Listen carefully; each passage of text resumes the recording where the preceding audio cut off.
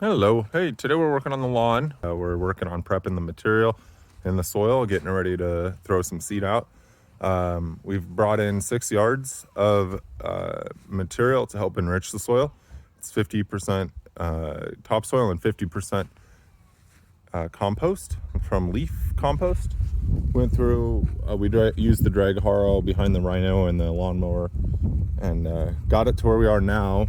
It's looking really good, really happy with how the implements are working with the rake.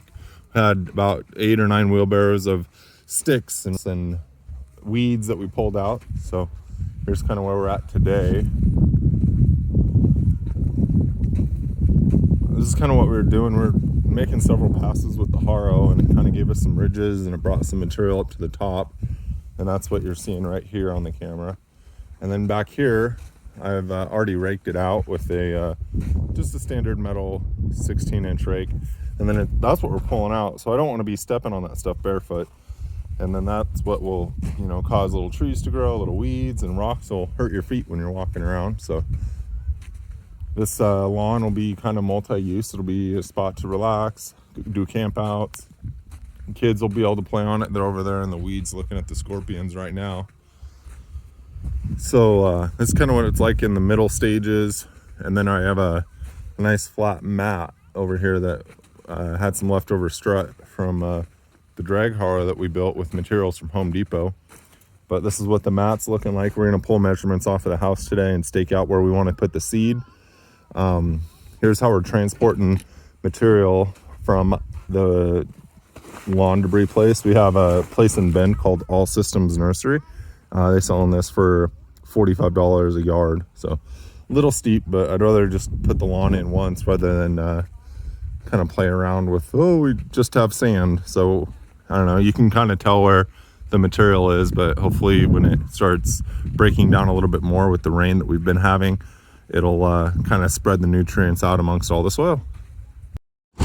So we got the trailer unloaded. We offloaded it with a shovel into the wheelbarrow, and then we put polka dot spots all over the lawn. Piles like a third of the wheelbarrow every 5 feet or so. And then now I'm taking the drag Harrow and mixing the good lawn mix with the existing kind of sandy soil to enrich it. So this is the implement I have behind me. Just dragging it, and it's doing a really good job. The top, as you can see, has 4.5-inch spikes, and then or tines, and then the bottom has 2 1/8-inch tines.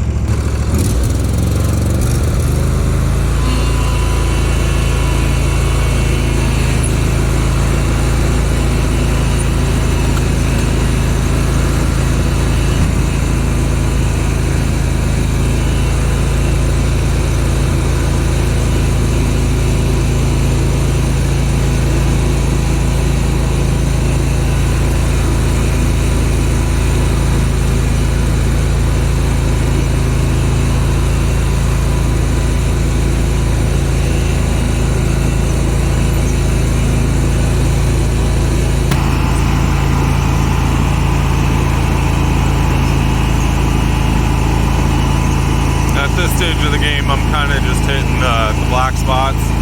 Kind of breaks it up with helps mix it. If I hit more of the black now, it's looking really good.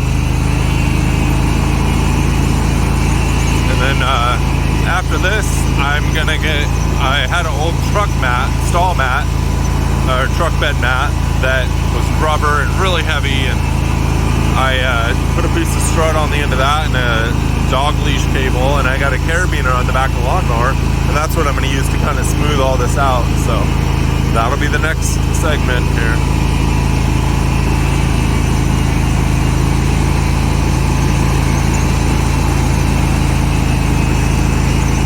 That right there is what keeps the Jones stud going. She's bringing some goodies out to some of the animals. We got the rabbits in the back left, and then the chickens in the front right. But without her, we definitely wouldn't be where we're at today. She keeps things moving forward and has dreams and goals, and I definitely wouldn't have had the energy or the desire to keep pushing and I don't know, go for all this.